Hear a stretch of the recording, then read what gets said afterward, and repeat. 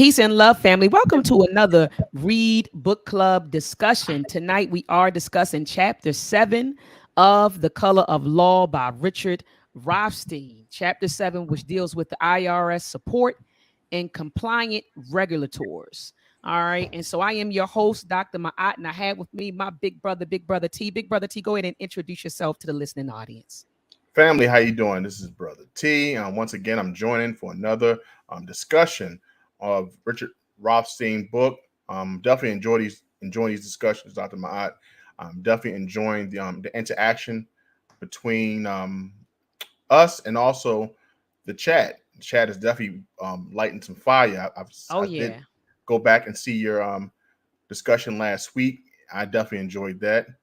I just love to see the old faithfuls inside the building. Every time we turn on the go button. So absolutely. Like look, and speaking of the old faithfuls, let me go to the chat. We have this is a new brother. I don't remember him being Moses Kufu. I think this may be the first time he may be joining for the Read Book Club, or he may have I know I saw him in the chat the other night, and he came on the platform, Brother T, to share his thoughts on the discussion. Yeah, so yeah. So peace and love. Absolutely. So peace and love to you, Moses Kufu. He said, peace and love, Sister Dr. Ma'at and the family. Yeah, that was a really, really deep brother. He said, I'm tuned in. Ashe. Awesome. And there go that. You said the team is in the building. There's a Yapo. He said, much love, So there's brother Yapo in the building. We got brother Steve in the building from St. Louis, Missouri. There goes a Yapo. He said, peace, brother T. We have Empress to Zarpath. Hold up. Whoa. I think that's the queen in the building. I think that's the queen, Empress to Zarpath, who used to go, formerly known as, Empress Segment. I think that's her in the building, Brother T. Look, I'm all super excited now. Queen, is that you? Let me know. Is that you, Queen? Peace and love to the sister, man. I miss you, Queen. You got to come up here and spit that fire, man. You got to get on here with me. Peace and love to a beautiful mind. Beautiful mind, always in the house rocking. That's my girl. That's my girl right there, man. Always tagging on Instagram, commenting under the post. Got her. Steve said, absolutely. We have Ty 313. That's another brother who's always in the building. Peace to Ty 313 in the building. Peace, my brother. Let me see. Empress Segment, peace and power, Lafayette. And she said, you already know. I know. T, that's a warrior sister right there. I'm telling you, she is a warrior and she loves our people. And so she had to step away from a particular platform, and so did I. It took me longer than her. But when she started seeing some things for what they were, she left. I stayed on maybe about another year or two. And then I started seeing some things and I was like, I gotta go. And so we both bounced. And so peace and love to you, Empress to Zarpath. Let me see who else we got in the building. Blockchain is in the building. Blockchain Revolution. Peace and love to Blockchain. She said, yeah. There go Miss Old Lady. Miss Old Lady is in the building. Greetings and peace and love. Greetings. All right, she said, anytime. She said, my sister, I'm here. Yeah, she's powerful, man. Crystal Denise is in the building. What's going on? Yeah, that queen. She all over the place, Brother T, doing some awesome work. Awesome work. It's always good to see Sister Crystal Denise, and because she helps keep the facts straight, helps keep facts in the chat. Just in case we need a refresher. She's always there. Yes, she does. I say, hold on, somebody put it in the chat. She right there, Right there. Phenomenal sister, and doing a lot of good work with her African-centered school. And she receives a lot of awards. Well deserved. She's putting in the work for our community. So peace and love to everyone under the sound of my voice. Please share this discussion. Tonight, we're going to be talking about how everyone conspired to keep Blacks out, including the church. Brother T, when I read, but you know what? When I read this chapter, I wasn't surprised. I'm going to tell you what this remind me of, sister. You told me this years ago because you've been to the continent. You've seen Ghana. I have not. And you told me when you went to Ghana, you've seen how the church was right above the point of no return. So you can tell that they was complicit inside of the slave trade as well. So this put my mind right there how the church of the destruction of keeping us at bay, keeping us away from any freedom. So when I saw these examples, I remember that conversation we had years ago, and I was like, man, for you to actually hear about it, read about it, and actually see it was another story. So that brought me to that, sister. Go ahead. I'm sorry. No, I'm thank you. No, thank you for sharing that. But everybody, Mm-hmm. yeah, the church was right there. I mean, Yeah. people want to deny it, but the church was right there, and involved not only in the transatlantic slave trade, but Mm-hmm. it also involved in, post slavery abuses, of black people. They were Yes. involved in it all. So we always kind of stop at slavery and say, oh, there were churches in the dungeons. Oh, there were, people who were Christian folks and the popes who were writing papal bulls and, allowing the Portuguese to, go over. So we stop there, but Right. it goes beyond that. It goes, we're talking, 20th century, 19th century, 18th century, 20th century behavior. You get what I'm Right. saying? So it goes beyond just them being involved in the slave trade. Like they were actually involved in the stuff that you and I have been discussing, Mm-hmm. the racial covenants, Mm-hmm. suing, getting black people evicted out of their homes, out of our homes, um, funding people who wanted to sue if black people moved into their neighborhood. So those churches, the churches that some of our brothers and sisters still attend today, the Presbyterian Church, they Right. mentioned the Methodist Church in here, and Yep. so these churches or these institutions or these worship centers that a lot of our people are a part of today were actually complicit in locking our ancestors out. And so Yes. that's why I titled this Everyone Was Complicit. So he mentions in this chapter that it was the churches, it was the synagogues, it was the IRS, it was the Yes. Federal Reserve System, it was the FDIC. I mean, it was everybody who said, Right. we want to lock you out. And they did it by any means necessary. And so I can't wait to jump into this chapter. Before I do, Brother T, I did want to make a quick announcement Okay. where I will be. Where's my downloads folder? I probably should have had this already up, family, but I do it in real time. I don't have nothing to hide, Brother T. I be showing them everything. I be Sure. pulling No up problem. email. Look, I be pulling up emails and all kinds of stuff. I ain't got nothing to hide. All right, family. So join me this weekend at the All Black National Convention down in Atlanta. I got a phone call some weeks ago from Dr. Boyce Watkins' team stating that they wanted to present me with the Black First, the B1 Excellence in Education Award. And so my family and all of us are driving down there this weekend. And so join me, come down there to the All Black National Convention. I'll be at the gala. And so you can, we can chop it up, take some pictures and kind of see each other. I know that I interact with a lot of you online, but if you're in the area, come through to the All Black National Convention. It's going to be a powerful convention. I actually had the opportunity of going to one of them prior to the pandemic. There was an All Black National Convention in Philadelphia, and I enjoyed myself. Brother T. Harvey and I had drove up together, and we vended.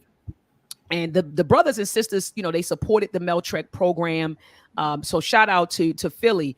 But there were a lot of great conversations that we had at the convention. They discuss a lot of problems that are endemic to the Black community, but we don't just discuss problems, we also discuss solutions. And that's what I Solutions. really loved about the conference. It wasn't just a bunch of hot air being blown. We talked about things and we talked about solutions. And so I'll be there this weekend. I'll be speaking on Saturday on the media manipulation panel. So I'll be talking about how we need to be aware of media manipulation.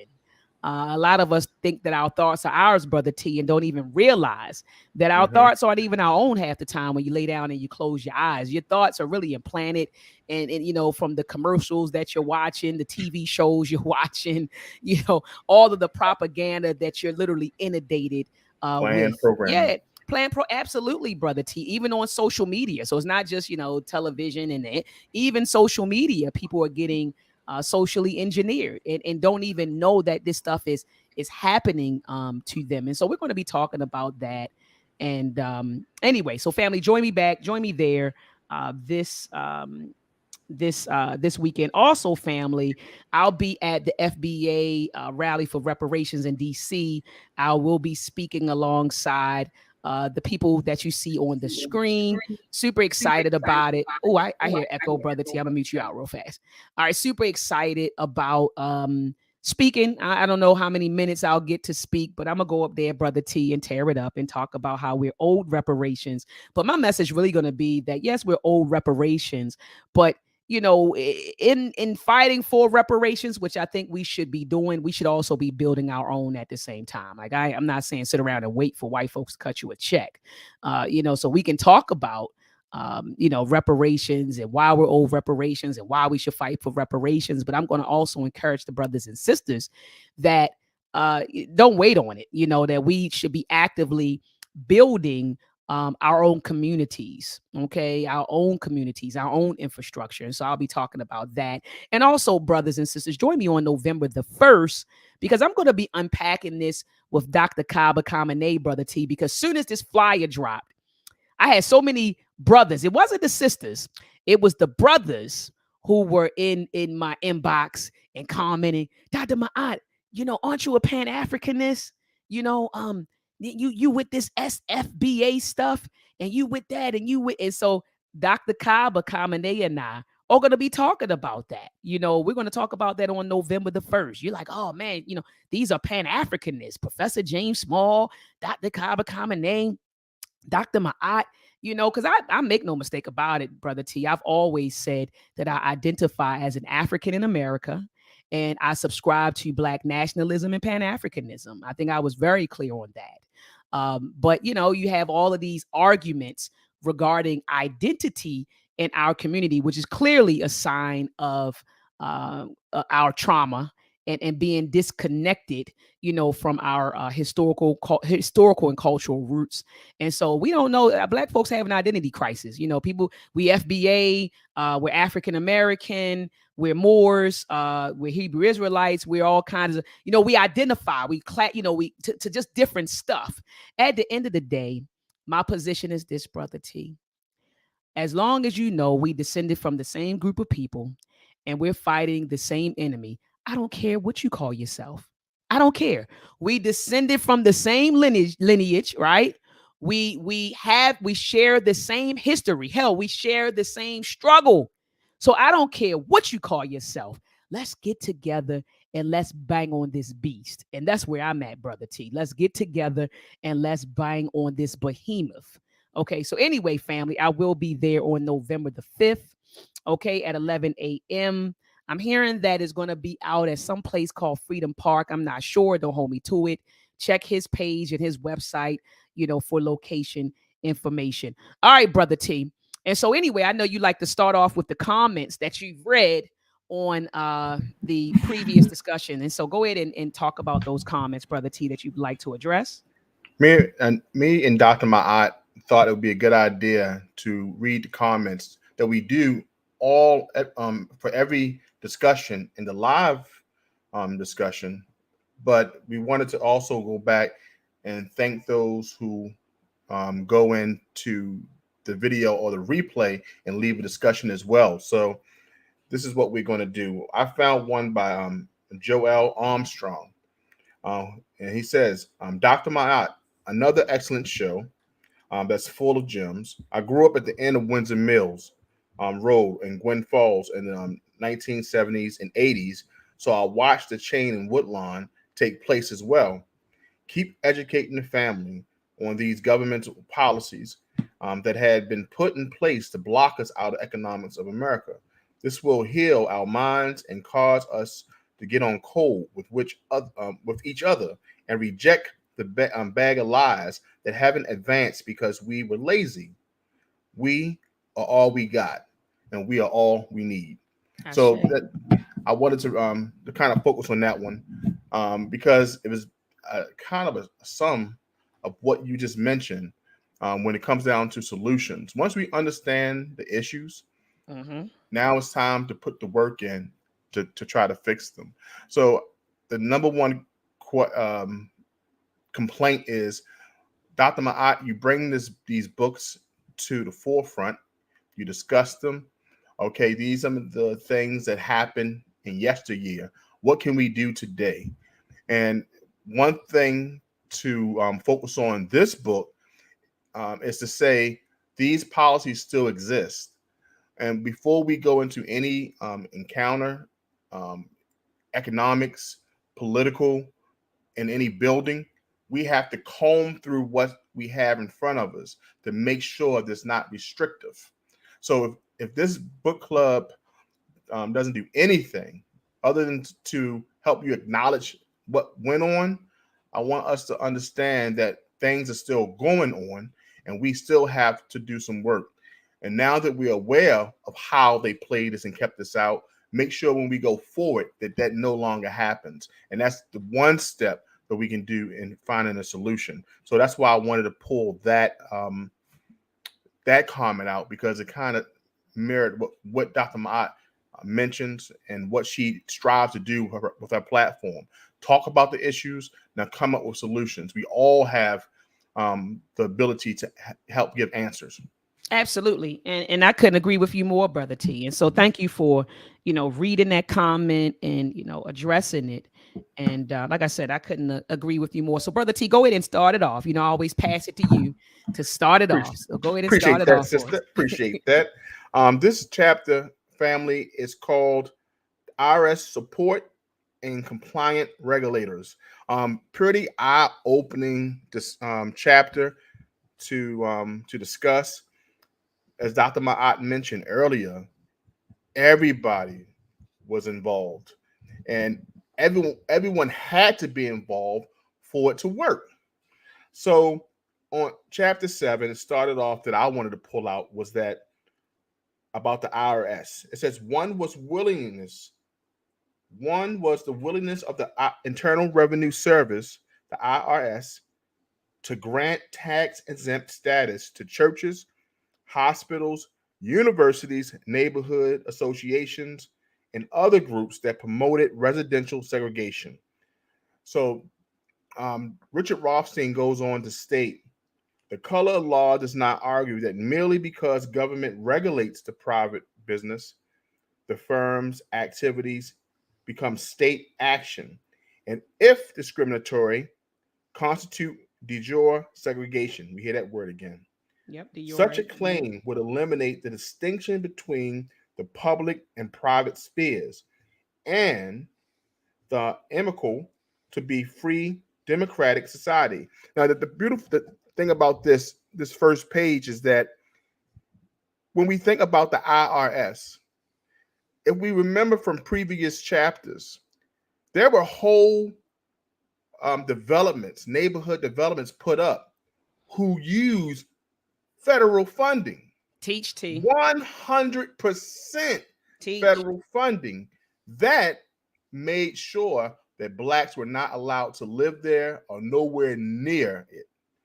But they took 100% of federal funding. So this is another branch of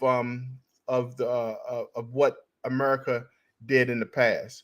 Not just funded developments, they also gave tax exempt breaks, like churches. They're tax exempt.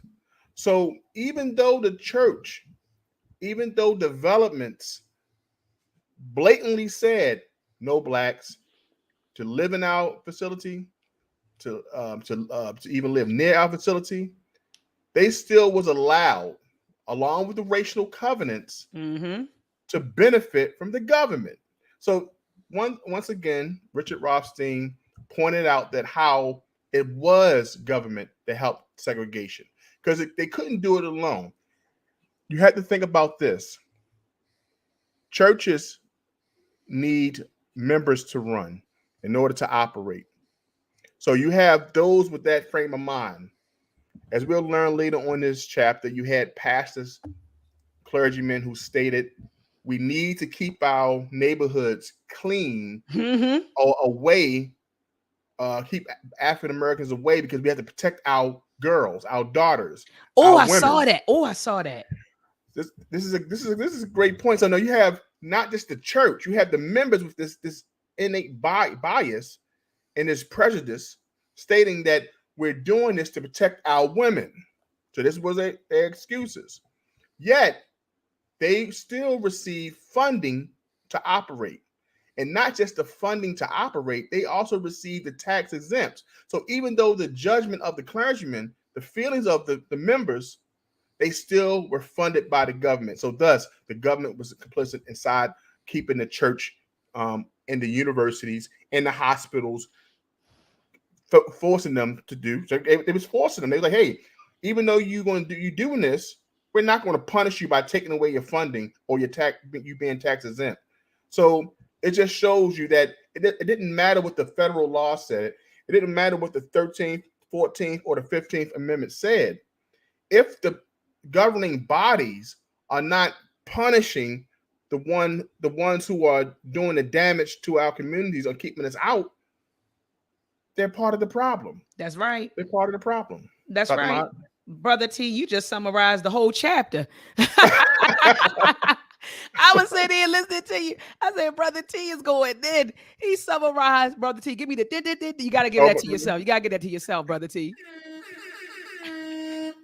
Brother T, you literally summarized the entire chapter. I mean, I'm going to get into some examples of what you're talking about. You get what I'm saying? But you summarized the chapter beautifully. But one thing I would like to add to what you said was when you talked about how developers receive government funds to create projects or developments that were exclusively white. A lot of these were low income.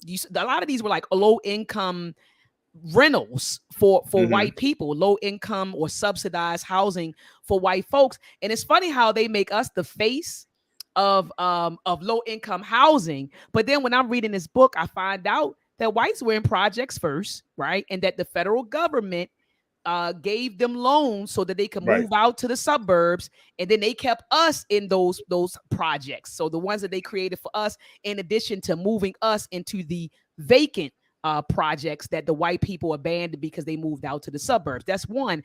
And then two, when you read about like these developments in New York City, in this chapter, they even say that they had to change or add an amendment to the state insurance legislature to change it from I think to give issuers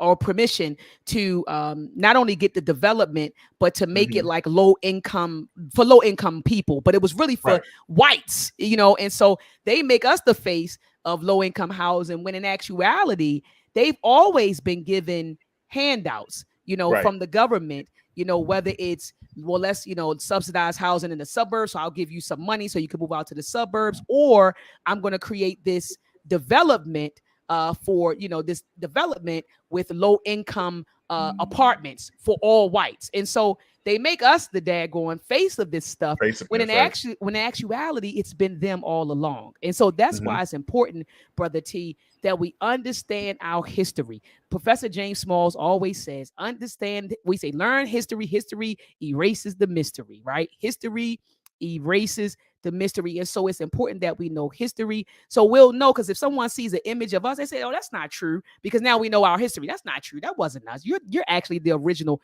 project queen. It ain't black folks, or it's white women. You're the original welfare queen. It ain't black folks or a black woman that's the welfare queen. You're the welfare queen.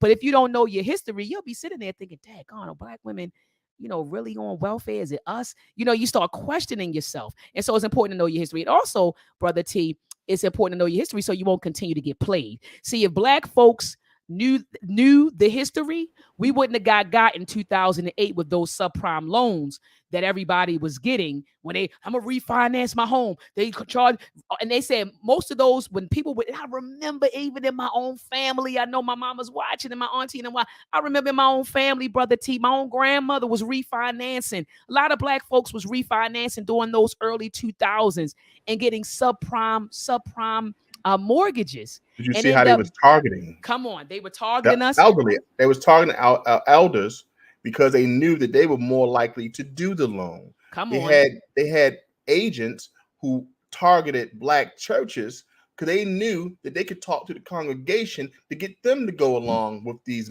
ghetto loans that they called them. So it shows you that they will go at the highest extremes to make sure that they get this their plan to take from us. So it's like we have to be real careful on wanting to be included in the American dream because it wound up being a nightmare, really. Because we fight and we scratch for the American dream. So they say, okay, you want to be included?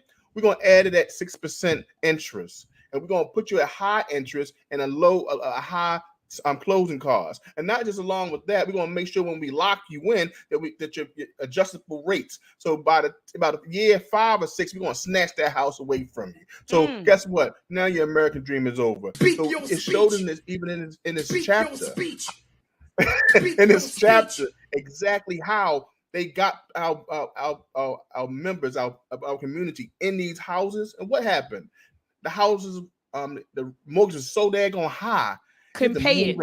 You couldn't pay it. You had to move in family members. You're like, you know what? I need you over here. I need you in room 3. I need help. And then what happened? People still lost the house. Yeah, people because lost. It wasn't set up for them to succeed. It wasn't. So when we move forward, we gotta make sure we don't get another Bank of America ghetto loan. But even when they coming out now, down payment, you get a free down payment. That's a grant, and then we'll have this. But guess what the interest rates are right now? 6%. So right now, we don't understand that this happened in the past in 2008, and even happened in the 50s when they wouldn't give us loans or insure our mortgages. It's all the same game. We have to stay aware and make sure that we don't fall for that bad trap anymore. Absolutely. So this is important. Dr. Small said, the history erases the mystery. Erases the mystery. You know what I'm saying? Because if we know what happened in the past, we know what to look for in the future. You have to understand. I had to drop that bomb for you, brother T. I had to drop that bomb, brother T. You started going in, brother T.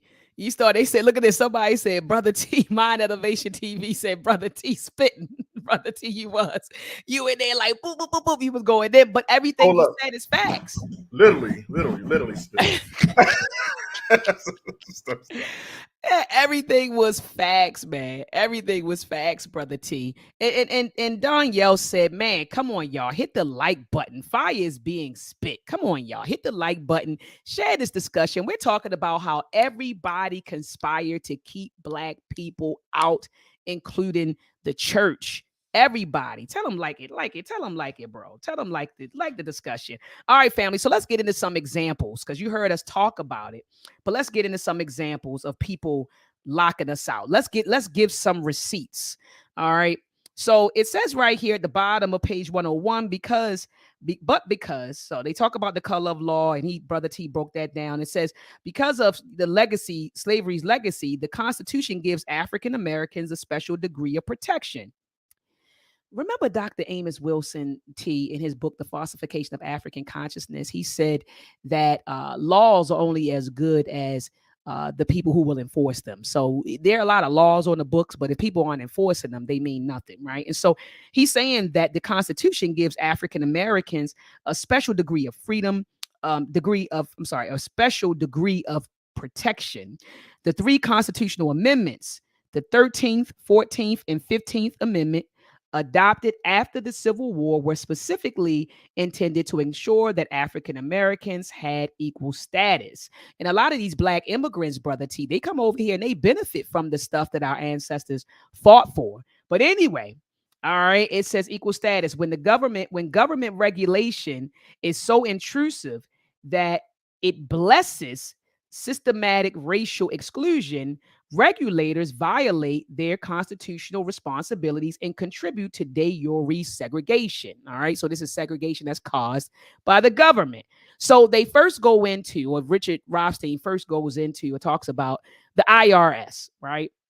And he says that the IRS has always had the obligation to withhold tax favoritism from discriminatory organizations, but it almost never did, never acted on it. Okay. So it says its regulations specifically authorize charitable deductions for organizations that eliminate prejudice and discrimination and defend human and civil rights secured by laws. The IRS leadership recognized this in 1967 when the agency exercised its authority to withhold the tax exemption of a recreational facility that excluded African Americans. Yet until 1970, 16 years after Brown versus the Board of Education, the IRS granted tax exemptions to private white only academies that had been established throughout the South to evade the ruling. It rejected the exemptions only in response to a court injunction won by civil rights groups. So I say all that to say the IRS is not supposed to grant, and you said this earlier, Brother T, they're not supposed to grant tax exemptions to organizations or nonprofit organizations that engage in discriminatory practices. But they did, Brother T. They did. And when called to the carpet, they didn't with, I think, one organization or something like that. And so then Richard Rothstein talks about, he mentions how, in 1976, so remember in 1970, they actually did grant, tax exemptions to private white only academies that were established throughout the South. But it says in 76, the IRS denied the tax exemption of Bob Jones University because the school would not allow interracial dating by the students. So after they got called to the carpet, then they said, okay, we can't do this anymore. And so they did deny the tax exemption status of this particular university. All right. But Brother T, did you want to get into Coleman's statement, this lawyer that talked about why they should not grant, organizations that engage in discriminatory practices a tax exemption, or you want to move on? Or do you think that was something, I don't know if you had that highlighted?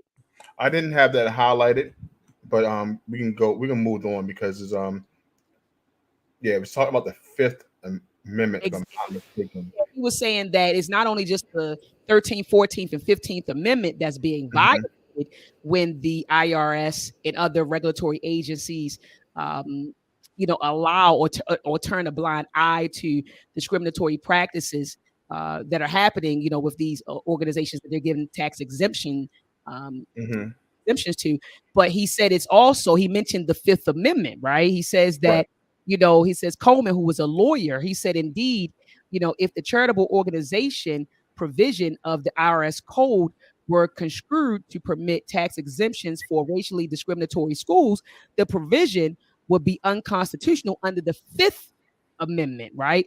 The government has an affirmative constitutional duty to steer clear of providing significant aid to such schools. All right. And so that's what Coleman talks about. And so, it's not just a violation, Brother T, of our, 13th, 14th, and 15th Amendment. They're saying that when they fund these people or grant these people, when the government either issues funds or tax exemptions to organizations or businesses that engage in discriminatory practices, that is also a violation of the Fifth Amendment as well. And so that lawyer, made that statement. And so anyway, he goes on to say that churches, synagogues, and their clergy frequently led efforts, to prevent African Americans from moving into white neighborhoods. I want to read that one more time, Brother T, for the people in the back of the room. Churches, synagogues, and their clergy frequently led efforts to prevent African Americans from moving into white neighborhoods. All right. And so he gives us a lot of receipts. He talks about St. Louis. It says Shelley Kramer, Shelley versus Kramer, the 1948 Supreme Court ruling that ended court enforcement of restricted covenants offers a conspicuous illustration. The case stemmed from objections of white St. Louis. I know, Steve, that's your place, Steve. It says the case stemmed from objections of white St. Louis homeowners Louis and Fern Kramer to the purchase of a house in their neighborhood by African Americans, J.D. and Ethel Shelley. So that's why it's called Shelley versus Kramer.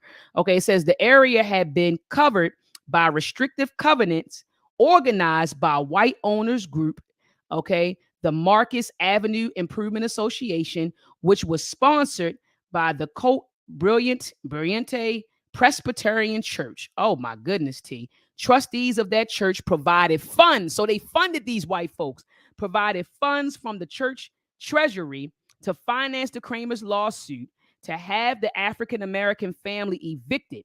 Another nearby church, the Wagner Place Methodist Episcopal Church South, was also a signatory to the restrictive covenant. Its pastor had defended the clause in a 1942 legal case arising from the purchase of a nearby house by, an African American, a distinguished African American attorney. In fact, this distinguished African American attorney, they said, was the first African American nationwide appointed to the federal judiciary. And so these white folks said, we don't give a goddamn who you are, right? What your educational level is, what is your social, what your social economic status is. We want you out. And that's what they did. Moving on, Brother T, it says in North Philadelphia in 1942, family, these are receipts, okay? So this is when the church wasn't involved. Yes, the church was. The church was involved from slavery all the way to even the churches invested in plantations, Brother T. I have some, documents that show how in the Caribbean, you had churches who invested in like sugar plantations, okay? So they were invested in slavery all the way up into the 1970s, saying we just want to keep you out. So anyway, in North Philadelphia, it says in 1942, a priest spearheaded a campaign to prevent African Americans from living in the neighborhood. The same year, a priest in a Polish American parish in Buffalo, New York, directed the campaign to deny public housing for African American war workers. All right. Stalling a proposed project for 2 years. Just south of the city, 600 units in the federally managed project for whites went vacant, while African American war workers could not find adequate housing. In Los Angeles, a Reverend W. Clarence Wright, pastor of fashionable Wilshire Presbyterian Church, led efforts to keep the Wilshire district all white. He personally sued to evict an African American war veteran. Listen to this, Brother T. This was an African American war veteran who went to fight for America. And here it is, a pastor who is suing to get the African American war veteran kicked out of his house. That's why our children, Brother T, I know that I joined the military at the age of 18. So anybody who knows me know that I was in the military. I served 8 years. And let me tell you why I did it. Not because I was patriotic. I wanted the Montgomery GI Bill, Brother T. I also, for college, because I had a partial scholarship. So I wanted the Montgomery GI Bill to help me pay for college. I also, Brother T, wanted my VA benefits. So later on, if I want to get a house, I can get a VA loan to get a home. So that's why I joined the military.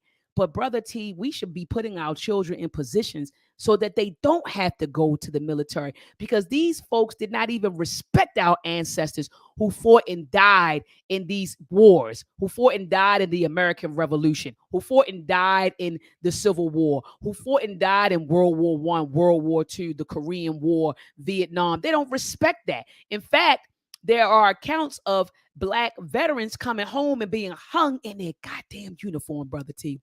So anyway, this was a pastor who actually sued to get a black veteran out of the neighborhood. It said, yet the IRS took no notice. Reverend Wright's activities did not threaten his church tax subsidy. So that means he still was able to hold on to his tax exemption, even though he was out here suing folks, suing to get African Americans, to prevent African Americans from being in his neighborhood. All right. And so it goes on to talk about the violent resistance to the Sojourner Truth Public Housing Project for African American families in Detroit. It says it was organized by homeowners associations headquartered in St. Louis, the King Catholic Church, whose pastor, the Reverend Constantine Zink, represented the association in appeals to United States House of Authority to cancel the project. All right, and this is what you were talking about earlier, Brother T. Expound on that quote. Go ahead and read that quote at the beginning of page 105. The 105, we talk about the construction of the low income. Just a reminder, to former discussion we had in previous chapter, we talked about the Sojourner Truth projects. Remember that when we were discussing about the war workers and how this project was created. And remember, the riot started because the whites did not want blacks to move in that community. So that's a reminder paragraph, just for those who remember hearing Sojourner Douglas.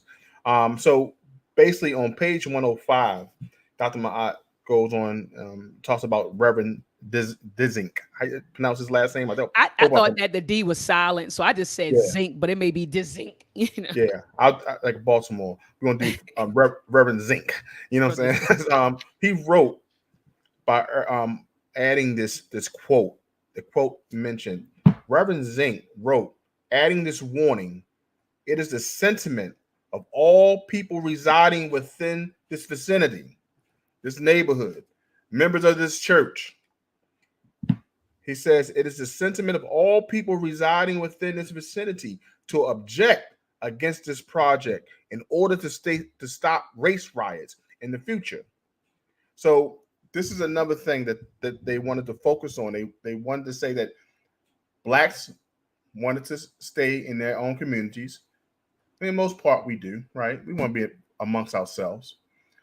And they also wanted to sell this narrative that in order to keep the racial harmony, we need to keep it all white.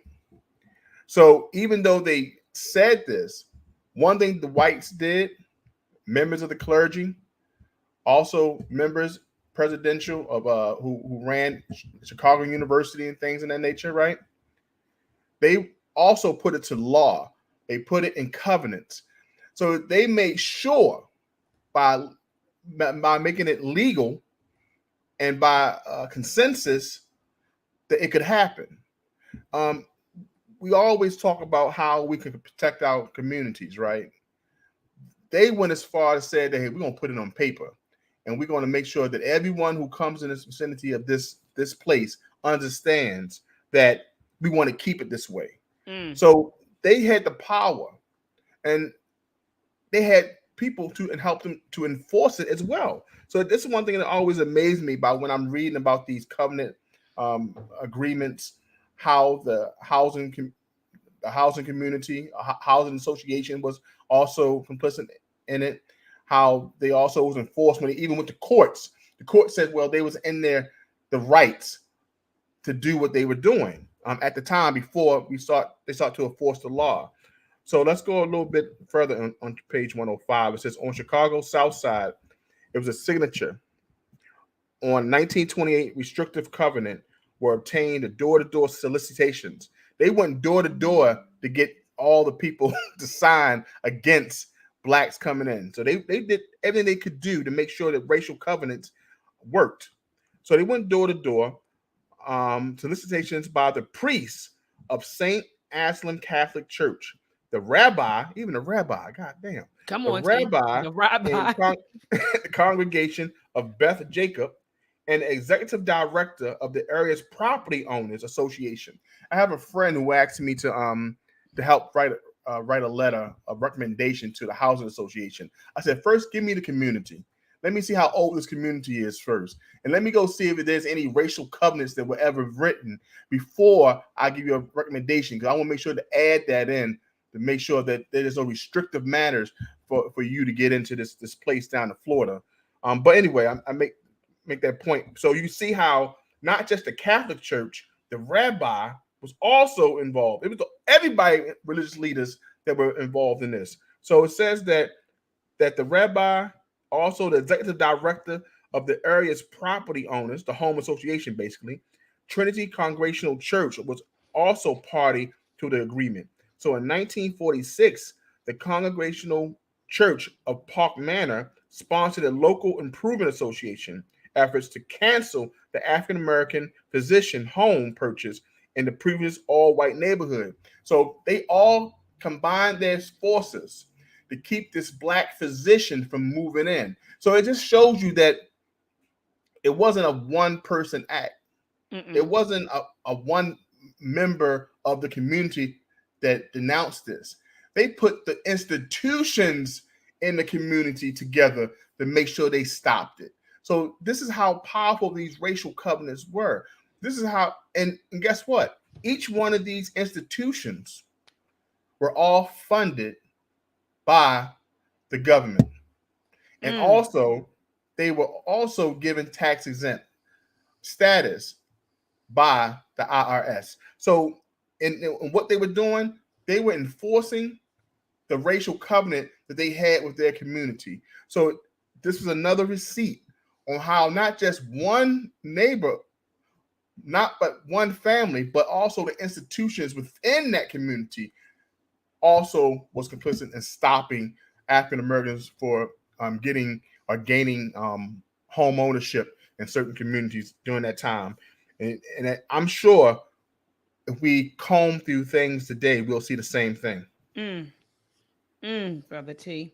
That was powerful. And I wanted you to mention that north side, because he talks about, I think that was on the south side, but this was happening on the north side as well, right? So it said that on Chicago's near north side, a restrictive covenant was executed in 1937 by tax-exempt religious institutions, including the Moody Bible Institute, the Lutherville Presbyterian Theological Seminary, and the Board of Foreign Missions of the Methodist Episcopal Church. It says other nonprofit organizations also participated, including the Newberry Library and the Academy of Fine Arts. Okay, and so it happened on the north side as well as the south side. And so Rothstein goes on to say that tax-exempt colleges and universities, okay, some religious affiliated and some not, were also active in promoting segregation. So it says right here in, I want to say, I don't know if that's Whittier, a Los Angeles suburb. It says a Quaker affiliated, okay, Whittier College participated in restrictive covenant covering its neighborhood. So it was a Quaker affiliated college. Remember, Brother T, people said that the Quakers were our friends? Yeah, I remember that, especially in Pennsylvania. They say, "Oh, they're your friends." You know what I'm saying? Go support them in the market. They help with slavery. Okay. Right. They help abolish slavery. The Quakers are our friends. And here it is. I'm reading that a Quaker affiliate college actually participated in restrictive covenant covering his neighborhood. So those Quakers said, you know, I mean, we'll help you out with the slavery stuff, but we don't want to live near you, right? We may help you. And it may be a few of us who help you, because that's another thing, Brother T, that I don't like. When it's like one white person or a few white people, black people blow it up. Oh, there was a lot of white people out there and they helped us and they was locking arms with us with George Floyd. And you're sitting there like, hold up. It is not the collective of white folks, right? It may be, a tenth of them, maybe, if that, right? That came out. And so with the Quakers, I don't think that it was them as a collective, and I could be wrong. Someone tell me in the chat. I don't think that the Quakers as a collective, right, helped us out. I think it may have been. Read it. Yeah, I really, but I just remember reading that people would argue that the Quakers were our friends. They helped us out with the Underground Railroad. And I'm not saying that there weren't Quakers who did, but I'm not sure if it was, a majority of them You Right. get what I'm saying? A This is the majority of them. making of a great black movie. You gotta always have one white person to help save the day. That one white person. So it's just the making of a black movie. So it's when you hear this one community, I want to see the whole status and why are they helping us now. So my thing is not just the one time in history or one point in history. Let's tell the whole story so we can have a great outlook of this thing. So No, absolutely. Absolutely. Absolutely. but So he go a little further, Dr. Ma'at, because oh, I oh, don't want us to miss this big one. Go ahead and say it. I know you you about to talking hit about it. the University of Chicago? Yeah, Oh, yeah, yeah, oh, yeah. yes.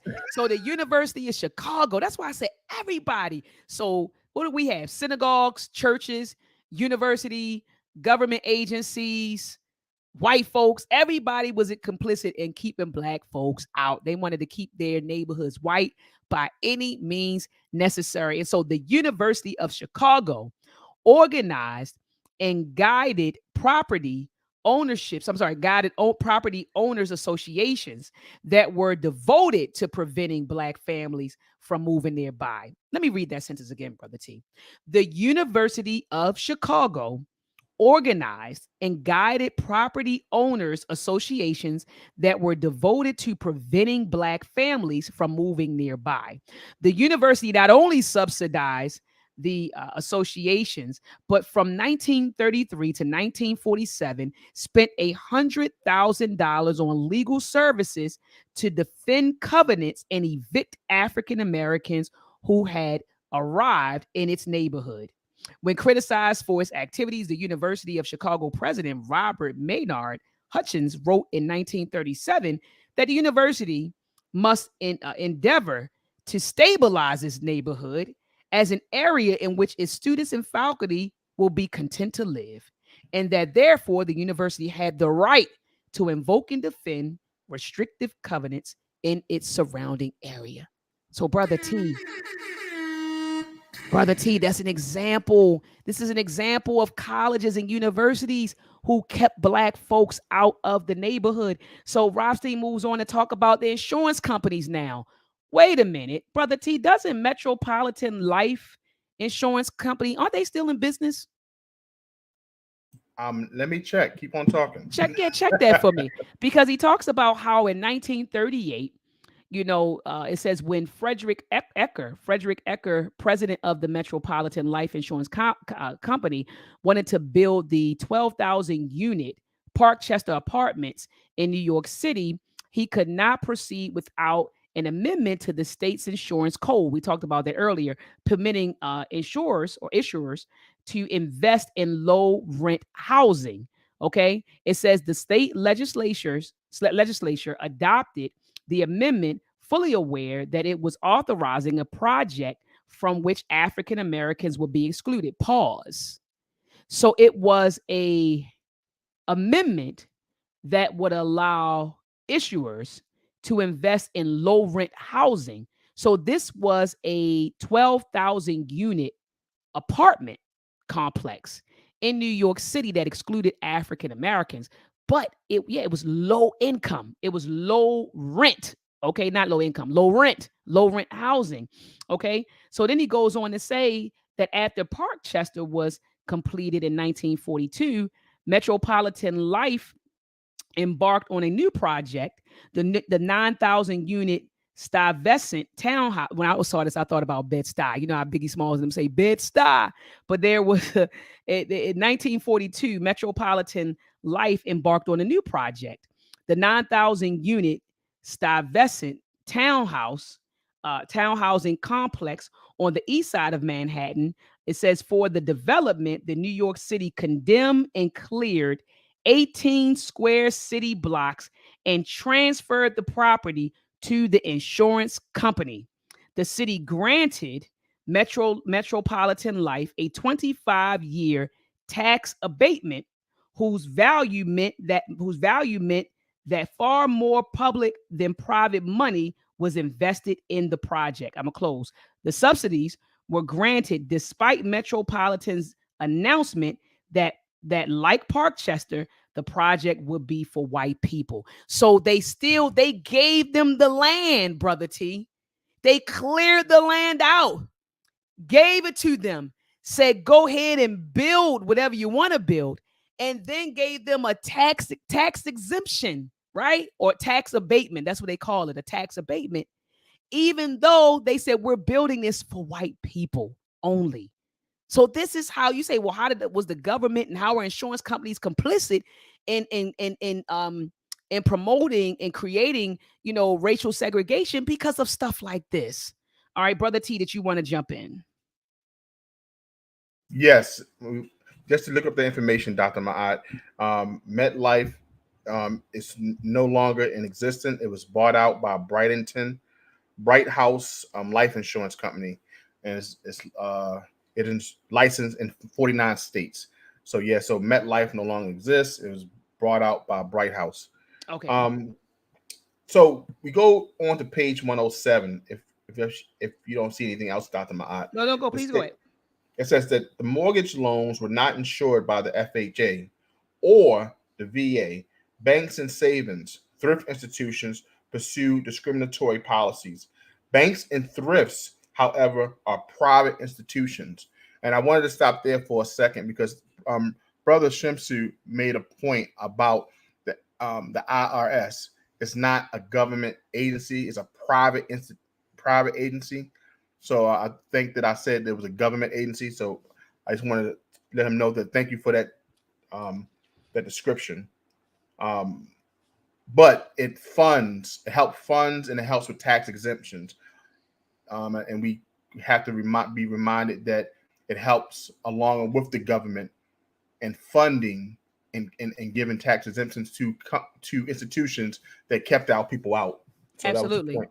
Absolutely. So based off that, even when the mortgage loans are not insured by the FHA or the VA, banks and savings, thrift institutions pursue discriminatory policies. Banks and thrifts, however, are private institutions. Can it be fairly be said that these discriminatory lending activities contributed to the de jure segregation? He said, I think so. Government deposit insurance programs underwrite bank and thrift institution profits in return. There are extensive oversight of lending practices. Examiners from the Federal Reserve, the controller of the currency, the Federal Deposit Insurance Corporation, which is the FDIC, the Office of Thrift Supervision, all have regulatory review loan applications and other financial records of bank and saving and loan officers to ensure that the lending practices were sound. Banks and thrifts were able to refuse service to African Americans only because, until recently, federal and state regulators chose to allow it. So that was kind of long. So let me just break it down. It was just showing that even all the financial, even if it was federal or private, was all complicit. And they were supposed to make sure that they rake through every application or any institution that they funded or helped, gave loans to make sure that they kept up with constitutional law. But they didn't. They still funded institutions that practice this de jure segregation. So this is another example how Rothstein wanted to make sure that we kind of understood that nothing could happen. Funding, tax exempts, nothing could happen unless they was all complicit. Because supposedly they're supposed to examine anything that's built to say, is this breaking any law? Is this excluding anyone? We hear a lot in our community that we want to build up the Black community, and we want to make sure that it's all Blacks in this community. The housing is going to be for all Blacks. The school's going to be all Blacks. We publicly say this, but we know we can't ask for federal funding if we want these things built. Why? Because now they're going to enforce it. I'm sure they would say, "Oh, ho, that's racist for you to think all that." But back then, they gave the funding for it and said, "You know what? It's just us keeping it American. It's keeping it all white, and we approved that. So this is another example how all those regulated agencies and were all a part of the plan, and they all helped keep African Americans from getting any funding or any support. No protection under the law, nothing equal under the law for the 13th, 14th, or 15th Amendment. Or even the Nothing. fifth. Look, let's add the fifth to Even that. the Right, fifth. the fifth. Let's add the fifth. And those regulatory agencies that you're talking about, it says examiners from the Federal Reserve, right? Mhm. The comptroller, right? The Federal Deposit Insurance Corporation, so the FDIC. It says in the Office of Thrift Supervision. So all of them, okay, like you said, have all regularly reviewed loan applications and other financial records of banks and savings and loan offices to ensure that lending practices were sound, right? And so it says, yeah, banks and thrifts were able to refuse service to African Americans only because until recently, federal and state regulators chose to allow it. And so, Brother T, I mean, in on page 108, I mean, we can go into, how in 1961, the U.S. Commission on Civil Rights, they actually challenged, the regulators, about their complicity in banks' redlining practices. And then you had like the different presidents and executives come out and say, hey, look, we're not discriminating based on race. I'm not. It's the person's judgment. The banker, the loaner's judgment. We're not. It's up to them. And most of the time, it's an economic issue. It's not a racial issue. And so they came out, saying things of that nature. It says that, and then one of them said, well, if one person doesn't give them the loan, they'll get the loan from another bank. So we're not looking at this as, it's not really a big deal if they come to us and we don't give it to them. Somebody else will give it to them. But he didn't take into account, Brother T, that they're all under the same system, right? These banks, or what is it called, thrift savings, they're all under the same system, and so everyone's following the same practices. So if one isn't going to give it to you, no more than likely the other one isn't going to give it to you. Brother T, can you hear me? Okay. All right. And so, Mhm. so anyway, he goes on to say, hold on. Banks and savings. So thrifts. Okay. Savings and thrifts. Same thing. Same thing. So I'm looking at the bottom of page 109. He moves on to talk about reverse redline, and it talks about the 2008 finance collapse. Remember Barack Obama was just coming in, right, Brother T, around that time, and so it was the whole financial collapse that he was dealing with. And Rothstein is saying that, you know, that it was really because they were giving out all of these loans, these subprime mortgages, okay? And so that greatly contributed to the 2008 financial collapse. So it says, when they did, lower middle class African American neighborhoods were devastated, and their residents, with their homes foreclosed, were forced back into lower income areas. A lot of people did lose their homes back then, Brother T. I put out family business, but it happened even, in my family. A lot of people did, lose their homes back then, during this financial crisis. It was hard in the Black community. A lot of homes were being foreclosed on. People had to go back. A lot of the Black folks who moved out to the suburbs end up moving back into, around the way, because their house got foreclosed on. Then you had different relatives moving in with each other. And so, you had the families living together. I'm talking about, like maybe 2 or 3 families living in one house because they got put out, of their house. It was a lot that was going on, in 2008. And it was because of these subprime loans. So it says banks, thrift institutions, and mortgage companies designed subprime loans for borrowers who had high risk of default, and they charged higher interest payments to subprime borrowers to compensate for the risk. So in itself, this was a legitimate practice, but federally regulated banks and other lenders created many subprime loans with onerous conditions that were designed to make repayment difficult, so they couldn't pay it back. So it says these mortgages had high closing costs and prepayment penalties and low initial teasers interest rates that skyrocketed after borrowers were locked in. Okay, it says some subprime loans also had negative amortization requirements for initial monthly payments that were lower than needed to cover interest costs, with the difference then added to the outstanding principal. And so he moves on to talk about how, you know, the mortgage brokers, how they were incentivized, brother T, to hunt, to go out here and promote subprime loans. They said people were getting houses, people were getting kickbacks, houses, raises, and all kinds of stuff by promoting these subprime loans. And so, brother T's, it says they manipulated the borrowers, by convincing them that they could take advantage of perpetually rising equity to refinance their loans before the teaser rates expired and take cash off of the increased equity. So they were, convincing them and lying to them. And it says that, the data on lending disparity suggests that discrimination was based on race. It says not economic status. Among homeowners who have refinanced in 2000 as the subprime bubble was expanding, lower income African Americans were more than twice as likely as lower income whites to have subprime loans, and higher income African Americans were about 3 times as likely as higher income whites to have subprime loans.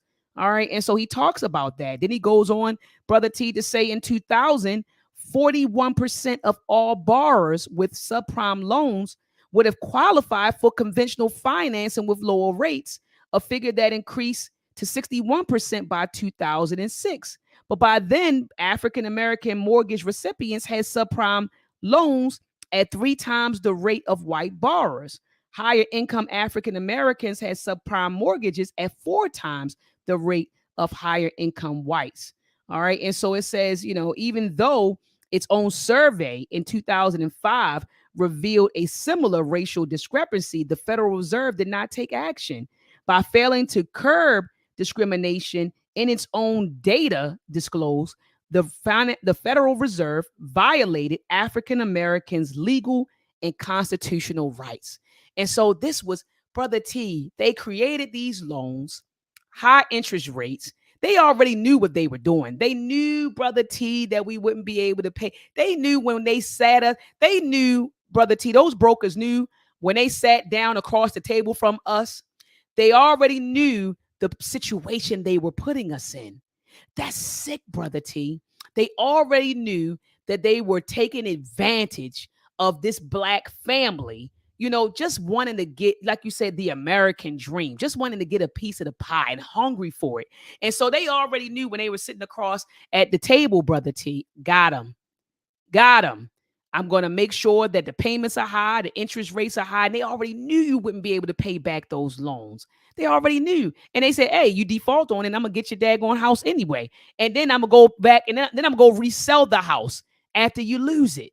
And so they already knew the situation they were putting our ancestors in, which was sick and predatory. Brother T, did you want to add?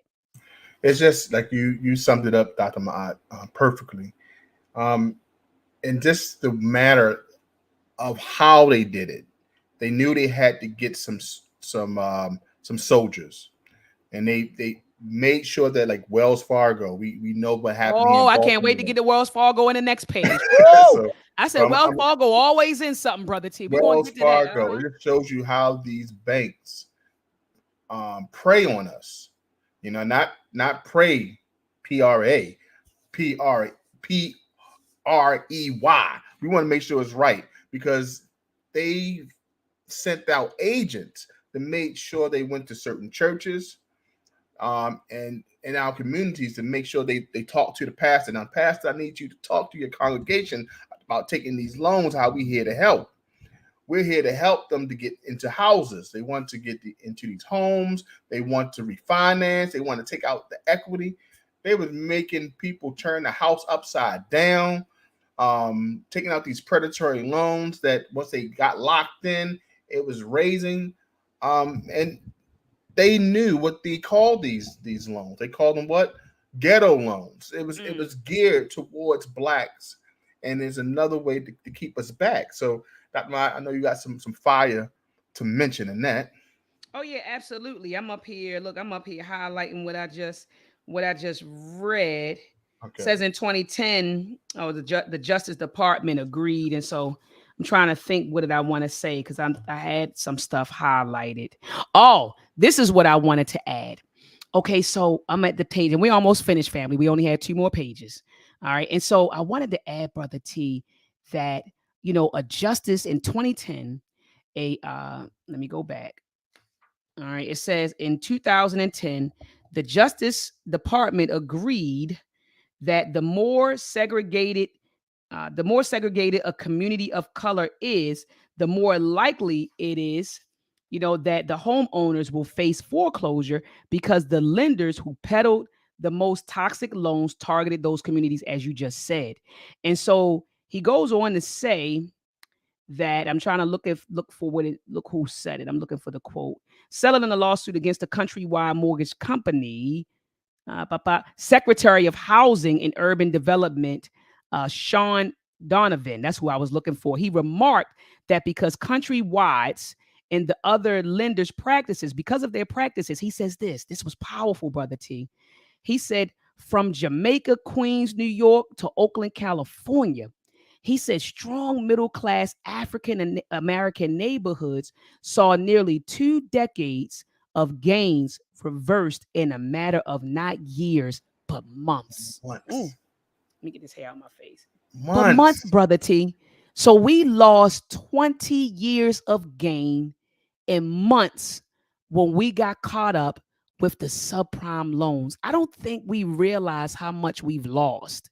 You get what I'm saying, Brother T? Just over the centuries. I don't think black people even have a clue how much we lost. So he said, man, we lost 20 years, 2 decades of But gains just in months, Brother T, let's from dealing with these subprime loans. Go ahead, Brother T. let's stop there for a second. I want you to continue. Think about this, family. The Freeman's Bank. They said that our ancestors put millions into the Mm, Freeman's Bank. mm, How would that benefit us in 2022 if that was passed on? In that short period of time, they put millions inside the bank system. How would it benefit our families today if there wasn't these restrictive covenants? So our elders could have moved in profitable neighborhoods. What it just showed you in this short period of time that these mud loans, that these ghetto loans were given to our community, it set us back 20 years. So I just want people to pay attention to exactly all these restrictive measures.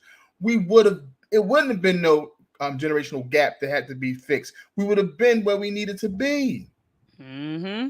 Every opportunity for us to get where we needed to get, it was restrictive measures. And this chapter right here, along with the books that we read previously, showed you exactly how this thing was done so systematically. So now Thank we you. got the receipts. We got the receipts here. So we can go back and say, hey, let's examine this new Bank of America loan to make sure it's not a country loan again. Make sure we examine it to make sure this is a benefit to us before we move forward. Is it even living in this community going to be a benefit to us before we go any further? So, Dr. Maya, I'm sorry. No, I'm glad that you said that. Now we can be wiser and don't be so Mhm. damn gullible. You get what I'm saying? Right. Now we're armed with the information. So, like you said, why are we going back to the 60s and the 70s and the 40s and the 30s and the 50s? And because we need to be able to make better decisions for our community. And shout out to Z Duga. One, he said, or she said, he or she, I don't know, tell me in the chat, King or Queen. It says we should do that. A black fund. Let's go back and look. And then said this: establish our own funds in our community to stop outsiders from financially taking over our communities.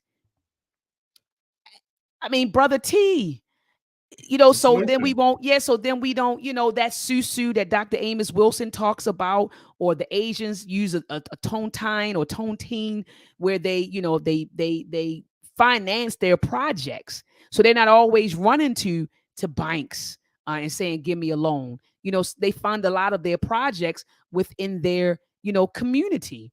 And I'm sitting here thinking about, some of our celebrities, not saying that all our celebrities got all this money, but like what I just wonder, Brother T, what projects are they really funding in our community? So we quick to say, oh, we got black billionaires, so and so is a billionaire, so and so is a billionaire.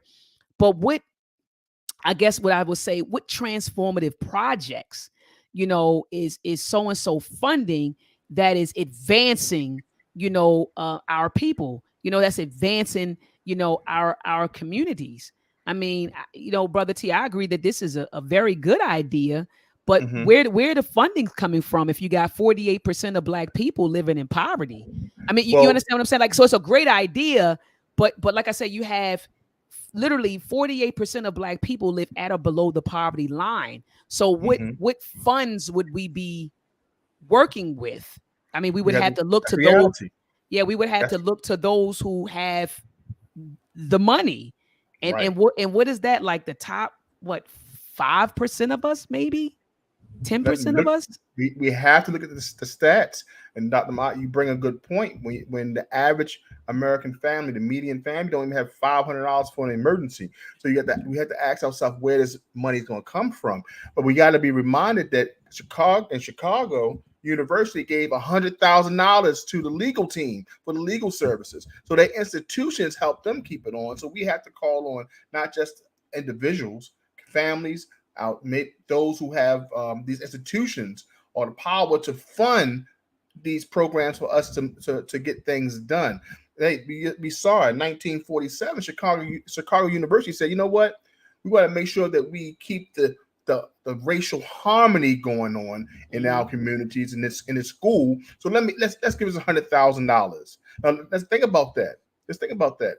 Think about George Washington University, where they sold 279 slaves in order to keep their doors open. You know what I'm saying? Let's think about how that institution sold slaves in order to keep their institution going. So there's a lot of institutions out here that need to get given back, not just the said government. But so when she made that point, having a black fund, we need to solicit.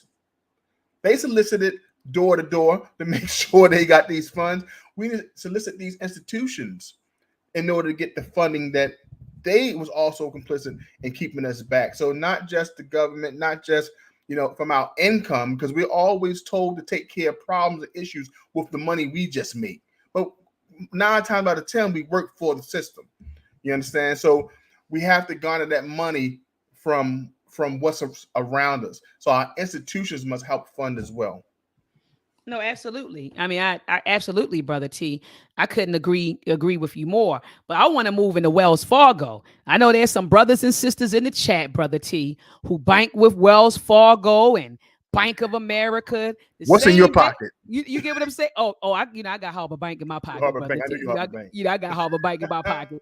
And I might get One United. I got, the more money I make, I go to One United.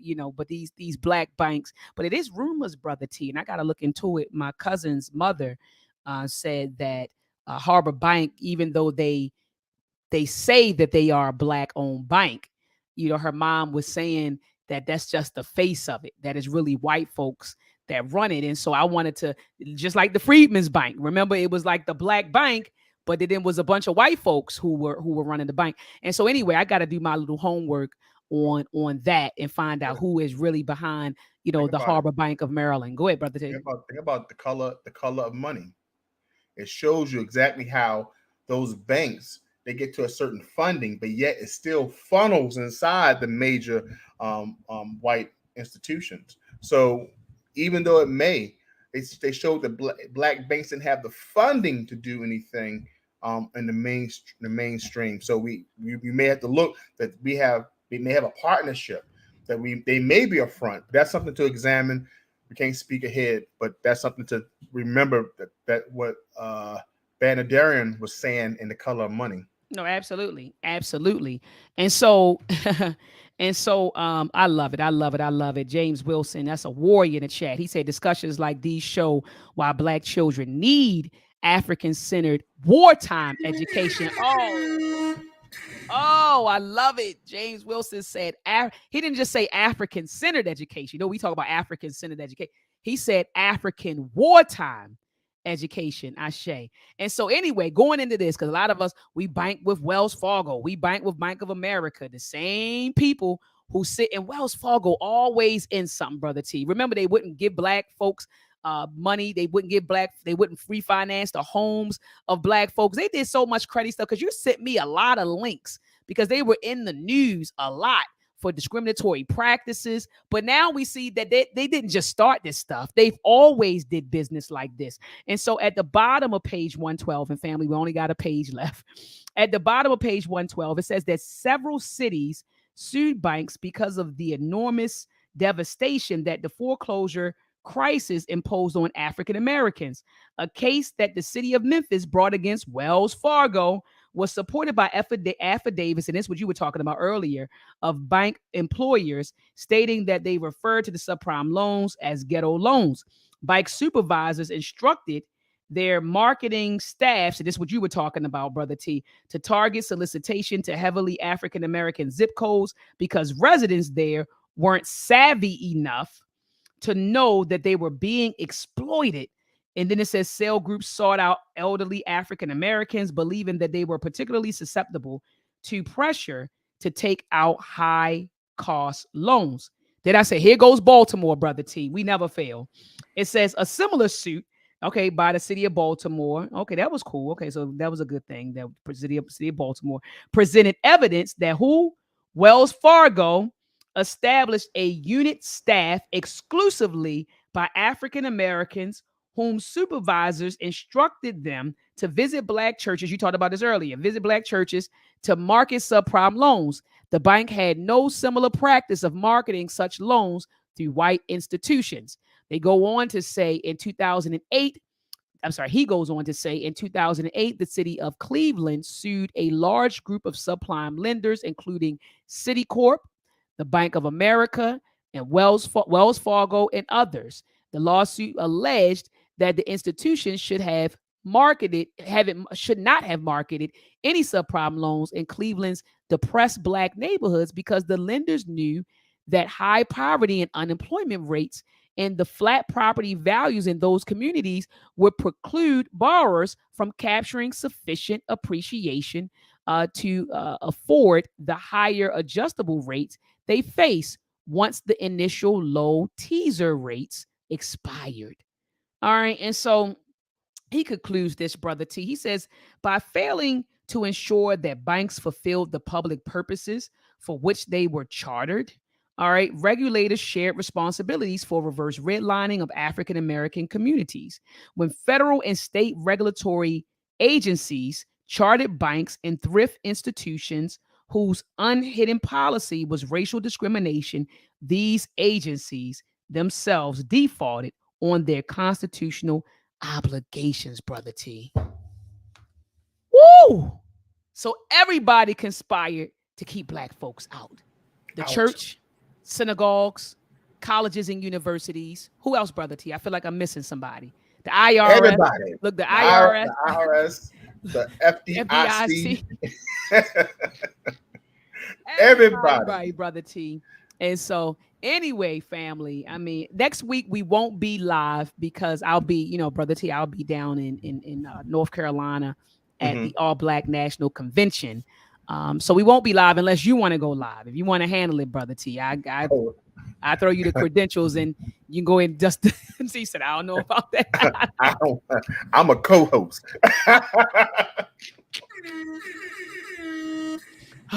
Brother T said, I don't know about doing that. And so anyway, family, and not next week, but the week after, join us back here at 7 p.m. Eastern Standard Time to discuss Chapter 8. And I want to see what Chapter 8 focuses on. Chapter 8 deals with, what does Chapter 8 deal with, Brother T? You got it? Oh, I closed my book. It says local tactics. Local tactics. So that's the title of Chapter 8, Local Tactics. And so we will be discussing Chapter 8, not next week, but the week after. So in 2 weeks. All right, join us back here at 7 p.m. Eastern Standard Time. Also, family, join me back here on this Tuesday at 7 p.m. Eastern Standard Time. I have Dr. Jawanza Dr. Jawanza Jim Kufu. I probably butchered his last name. Brother T. Whoa. He's coming on. We're going to be talking about the conspiracy to what is it? Conspiracy. It's not, I don't think it's to kill black boys. I think is it the But yeah, conspiracy the to destroy destroy. black There it is. There it boys. is. One Conspiracy and to, two, volumes yep. 1 and 2. Yeah. To Man, he's been destroy, to around for destroy. years. Yeah, he's been out for years, and Educator.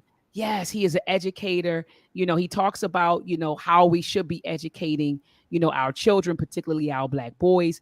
And so I really want to sit down with him and unpack his whole this whole notion or theory, which I believe to destroy black boys. So he's coming on this Tuesday. I'm super excited. This Tuesday at 7 p.m.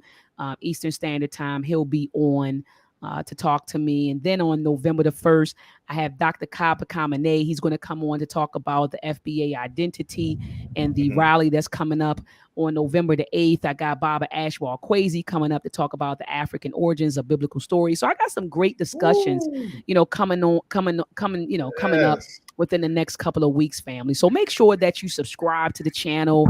Make sure that you hit the notification bell so that whenever I go live, upload content that you're notified. And so anyway, Brother T, do you have any closing words, King, for the listening audience? Thank you so much for this discussion, Dr. Ma'at. Thank you, chat, for always coming in and rocking with. We had 65,000 people in today in the chat, and we hope that you leave a comment for those who check the replay. And just remember, pay attention to what's going on today. They say that we are in a recession. So I want us to make sure that we don't fall for any of the traps out there, because there's going to be a lot of families that need assistance. Then make sure you go ahead and call your family members and make sure that they're aware of what's going on. Help them where you can help them. Make sure that they don't sign their life away with any of these traps that these institutions put out, because this is the time that they would do that. So just like this book pointed out, be aware, because we don't need to make sure that we are knocked any further back. We saw that one ghetto loan put us back 20 years. We don't need to be put back any further financially. So pay attention to the signs, family. Absolutely. And I love how the chat, they always have like great suggestion of books. It's a Big Nick Tech. It says, read the book How White Folks Got So Rich. This is nothing new. It's our ignorance, I guess, ignorance in not understanding white racist people in this racist government has always stolen from us facts. So thank you so much for that recommendation. How White Folks Get So Rich. And there's another book. Isn't a book out by a professor called, I think, The Whiteness of Wealth or something like that, Brother T. I know, I think it's called The Whiteness of Wealth or something like that. But I definitely want to check that out. That's definitely in the cards. I'm trying to look at some of these comments before we get out of here, because I saw people commenting in the chat. Awesome comments today. And I didn't get to read everything. It says the government destroyed the black banks. First, they had to condition our minds to move our money from black banks to white banks at the integration. Brother, you should read the Color of Money. So we kind of talked about how the reasons for the failure of black banks. And so tell me if you read The Color of Money. If not, brother, it's a good book to check out. We've already read it and discussed it, and those discussions are online. Someone said, I think nationality is key. We as original people have more coming in our name that we realize. Law is on our side, but it will take a major effort. All right. We need millions, not just a couple hundred. All right. Big Nick said we need an organization that can contribute at least $10 a month to build a financial fund and invest in the stock market. That's a suggestion. All right. I'm just looking through, Brother T. It was so many comments. Good comments, like you said. And then we should start investing in land to build institutions and a monthly payment to those who contribute on a monthly membership basis. Great idea. Great idea. I knew that was a Baltimore accent. That's what. Oh yeah, definitely, man. Definitely. We Baltimore, let me see. All day. Yeah. I'm looking through some of the comments. I'm almost finished, family. Almost finished. Goldman Sachs. So Van Varner's talking about how Goldman Sachs had invested $10 billion into Black women. Right. And so I am aware of that. And Brother Nasir, peace to him. 10 One of my billion. students, he said, I'll try to tune in on Tuesday. Beautiful Mind said, thanks for another live, family. Yep, Jawanza Kunjufu. Yes. I'm looking forward to it as well. Yeah, Appreciate house everybody. Yeah, appreciate everybody who came through. But yeah, Tuesday, be in the building, family, 7 p.m. Eastern Standard Time. If you don't catch up with me this week, have a Blacktastic week. Be sure, family, to share this discussion and thumb up the video. A beautiful mind was just like, really, y'all, it's 6 likes. And we actually got up, Brother T, to 80,000. Awesome. And then it plummeted, as the discussion went on. But but my whole thing is, if we got up to 80, it should be at least a minimum of 80 likes. So family, make sure right now, the video. Just like the video. You know how YouTube works. The more you engage with the video, the more you engage a video, the more it shows up, right? Like in the engine. So make sure that you like the discussion. And like I said, join me back here on Tuesday at 7 p.m. Eastern Standard Time. And if you don't catch me on Tuesday, have a Blacktastic week. Peace and Black power.